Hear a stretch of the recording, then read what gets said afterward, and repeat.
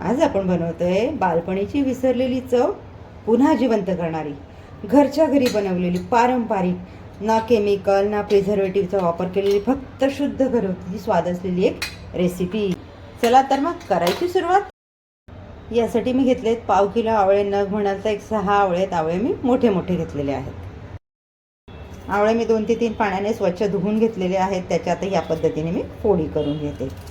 आपल्याला त्याच्या आतमधल्या बिया काढून घ्यायच्या आहेत. या पद्धतीने मी आवळ्याची बी बाजूला काढून घेतली. याच पद्धतीने मी उर्वरित सर्व आवळे कापून घेते. सर्व आवळ्यांच्या मी एक समान फोडी करून घेतलेल्या आहेत.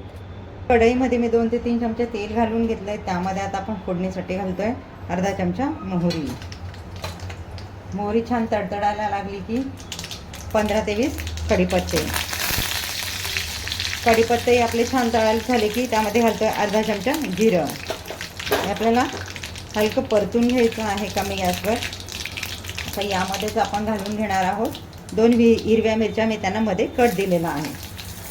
अशाच घातल्या तर मिरच्या तेलात फुटतील, तेल अंगावर येण्याचे चान्सेस असतात. तर यामध्ये ॲड करतोय आपण अर्धा चमचा मेथी दाणे, छोटा अर्धा चमचा, अर्धा चमचा बडीशोप, 1 चमचा चणा डाळ, 1 इंच आल्याचा तुकडा. हे आपल्याला तेलामध्ये गॅसची फ्लेम कमी ठेवून छान परतून घ्यायचं आहे. डाळ आपली रंग बदलायला लागली की समजायचं की डाळ आपली छान भाजून झालेली आहे. हे सर्व 2 मिनिटे छान परतून झालेलं आहे. डाळीचाही रंग बदललेला आहे. आता यामध्ये घालतोय आपण आपले कापून घेतलेले आवळे. आजची जी रेसिपी बनवतोय ना, आपल्या अवघी 10 ते 12 मिनिटात रेडी होते. चवीला छान, बनवायला झटपट, सहज सोपी, किचनमधल्या उपलब्ध साहित्यातच बनून तयार होते अशी. आवळ्याच्या सीझनमध्ये आपण विविध प्रकारच्या आवळ्याच्या रेसिपी बनवत असतो. तर त्यातलीच आपली आजची एक रेसिपी अगदी झटपट इन्स्टंट तयार होणारी अशी. गॅसवर आपल्याला 2 मिनिटं आवळा छान परत राहायचा आहे. आवळा अँटीऑक्सिडंट आणि फायबरने समृद्ध असल्यामुळे शरीराला डिटॉक्स करतो, सर्दी खोकल्यापासून बचाव करतो, त्वचा आणि केस चमकदार ठेवण्यास मदत करतो. एकूणच काय, आवळा आपलं आरोग्य सुधारण्यास मदत करतो. बहुगुणी असा आवळा आहे. आपल्याला पाणी न घालता मंद गॅसवर 4 ते 5 मिनिटं आवळा झाकण ठेवून शिजवून घ्यायचा आहे. माझे 5 ते 6 मिनिटं झालेत. आवळे कढईत घालून मध्ये 1-2 वेळा आवळ्यांना खालीवर करून घेतलं. आता आपण झाकण काढून बघूया. इथे आवळे शिजण्याचा वेळ हा थोडा कमी जास्त होऊ शकतो. मला 6 मिनिटं लागली आहेत आवळे शिजायला. तर मी हे छान मिक्स करून घेतलं. तर इथे घालते छोटा पाव चमचा हिंग, चवीनुसार मीठ, मी अर्धी वाटी कोथिंबीर घालते. तुम्ही तुम्हाला हवं तेवढी यामध्ये वापरू शकता. तर आपल्याला हे 1 मिनटं छान परतून घ्यायचं आहे, जेणेकरून आपल्या कोथिंबीरीतलं पाणी निघून जाईल.